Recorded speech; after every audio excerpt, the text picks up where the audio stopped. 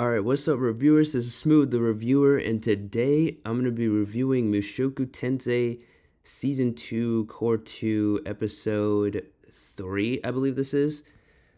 Okay, so let's just hop right into it. So this episode starts off, we have Rudius walking home here, and he gets a letter in the mail, and it's from Paul. So now, if you remember, last time he saw Paul, he was like beating him up, and then like they had that heart to heart moment. So I was very like excited for this to see what Paul had to say when was starting to watch this episode. And so basically it says that they're still trying to save Zenith. So this is pretty good because guys, how long has it been since we've seen Zenith, bro? It has been so long. And so now it's kind of like we knew from like the intro and all of that, and then from like the Demon Queen, that Zenith was like still alive, but like not really in an okay situation. I mentioned this in like one of my last two videos, I think, or something. So I think this is good to see that like people are still trying to like save her and all of that, and we might be getting there soon. We might be getting to like going to see Xena soon, or like, yeah, you know what I mean. So, but not only that, this letter. So they're about to head to the Begarit continent, and it's said to be the harshest place after the Demon continent, which is kind of crazy. So that's where Zenith is. So that kind of makes things even more like scary for her. But all right, let me stop like playing around. So basically, this letter says is that basically both his little sisters, Aisha and Norn, are Paul basically sent them to like live with Rudius for a bit, and then they're being accompanied by someone that Rudius apparently knows, but we don't know who that is yet. So this is, and I'm pretty sure I mentioned this in like one of my last two videos too. I think about like the outro. So it basically had Norn, Aisha, Sylphie, and Rudius living together, and we're finally getting to that part now. So this is pretty, and so like what I said is like Rudius is kind of like getting his family back together. Like literally Zenith is the only thing that's left, like for the main family. Like guys, literally Zenith is the last person we need to find. So this is crazy. But like now it's like, Rudius has to like sort of be like a guardian to his sisters, like literally. Like it's like just yesterday Rudius was like what, 10 years old, or like 5 or 10 or something, you know what I mean? And like now he's got like a house and everything, and he's about to like watch after his little sisters. Like this is like crazy stuff here. So moving past the intro and all that, so this is where Rudius basically tells Sylphie about his sisters coming, and then she's pretty much okay with it. Which, yeah, definitely, the house would be a lot livelier because here's a question for you guys. Would you guys want to live in like a big house alone? Because remember, so we already know that this house is like fairly huge just from like the outside and inside. So let me know in the comments. Would you guys ever live in like a big house like this alone? Would you be like comfortable, or would you want like other people living with you? Let me know down in the comments. So anyways, and then I don't mind to live with my parents too. What the heck? Let's see. So like moving past this, now I have a home. I eat every day with the person I love. Okay, yeah. So this is basically Rudy is saying that he's like really enjoying his life and all of that, and basically Sylphie here asks him to teach her the disturb magic that he used in the previous core. So like season 2 core 1, remember Rudius like disrupted her magic, and then almost, I'm pretty sure I saw in another video that he almost like killed her with like when they fought each other with that blast, but like the anime cut that out, which is like crazy. So now we, after dinner, they're basically teaching each other certain things with like magic. So it is, perhaps you don't know how to receiving. Oh yeah, that's right, healing magic. Yeah. Sorry, it's been a minute, Guys, look, I know I'm getting this video out to y'all late, so it's been a minute since I watched the episode, and that's why I'm like kind of like stumbling over what I'm saying. So please just like bear with me for this video. I'm gonna try to like end it as soon as possible. So I'm pretty sure this is Rudius like learning how to do healing magic, and yeah, this is interesting too because I think like Rudius even says here like he's basically we've only ever seen him well, we've seen him like mostly do like attacking magic, like there was that one time when like he was traveling with Eris and then he was like relieving her of like seasickness. So I don't know if that counted as like some sort of like healing spell or not. But yeah, basically Rudius mostly does attacking moves. So now Sylphie's teaching him how to heal things. And this I get it now. I'm starting to get the feeling that this might become in real handy in the future when he has to like heal someone. Ooh, I wonder if this is a little bit of foreshadowing. Like you can let me know. You can let me know in the comments, but like don't spoil. Anime only here. Okay.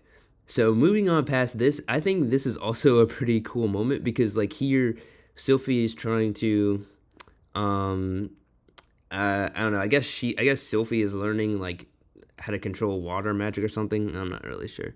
Do you think? And then Rudius just drops this question out of nowhere. Like, do you think our kids will have a talent for magic too? Okay, what?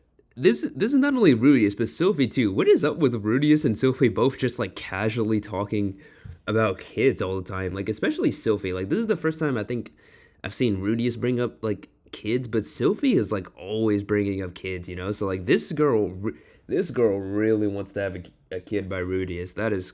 It's crazy. Well, we won't know until they're born, but elf blood runs strong in me. It may be difficult for me to have. Okay, yeah, I think I was also confused by this too. So like, is this true? You guys, tell me, is this true? So it's like, is it like elves are really hard to have children with humans, or is it hard for elves to have children between themselves also? Yeah, so what exactly does she mean by this? Okay. And then she says this, if I'm not able to have kids, you could take a mistress if you want. Yo, is Sylphie like W wife of the year for saying something like this, bro? If you she's straight up saying that you can just have a mistress. Like, I wonder if this is just Sylvie still being like somewhat like young and like naive and thinking that she'll be okay with it when in reality she won't be okay.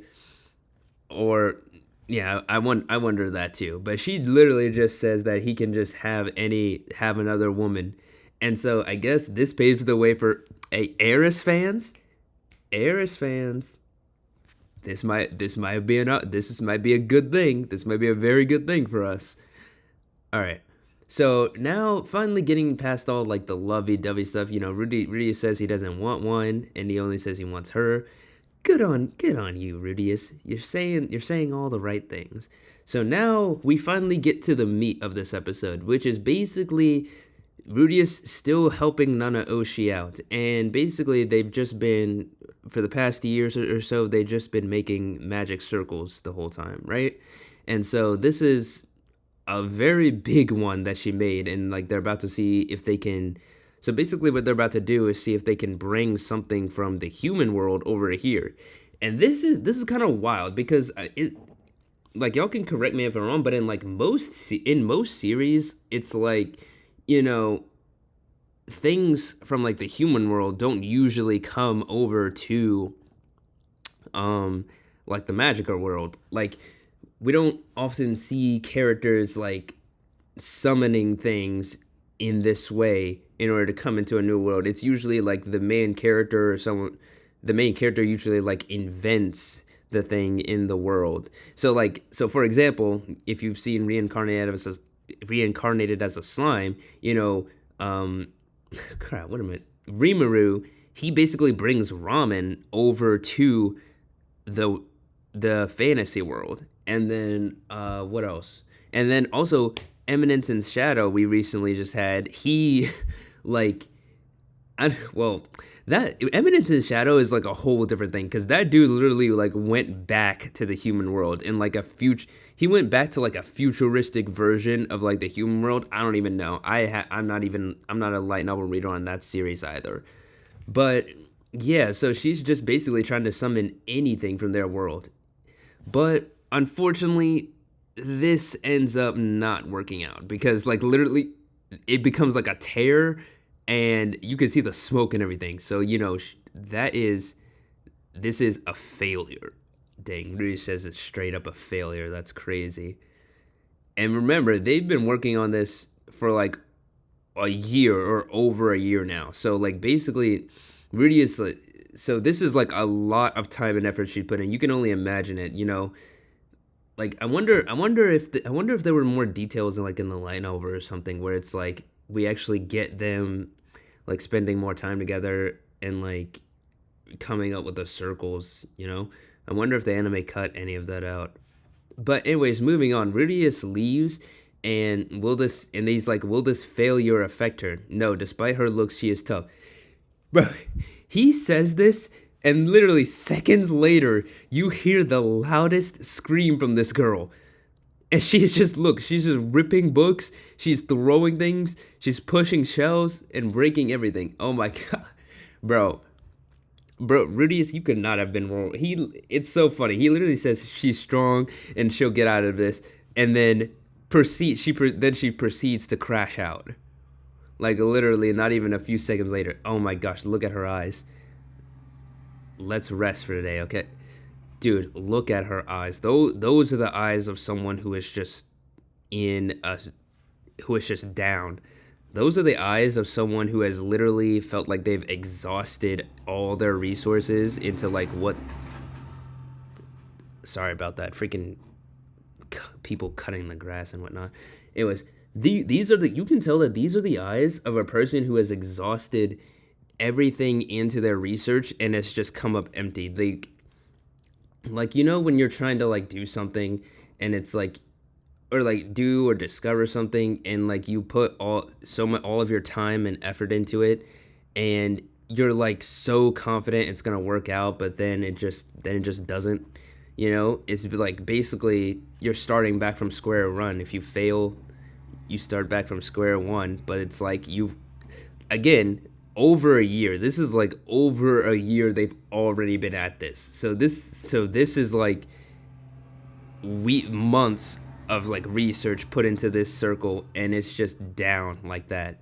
So basically everyone's worried about her and Rudy is basically like takes her to the nurse, but then your face looks awful. Also, it's nice to see Julie like talking more. Grandmaster, your face looks awful. Yep. And then Rudius says it's because he's ugly. Yo, I feel this. I actually feel this. So, and then I forgot this was. Wait a minute, why did he do this?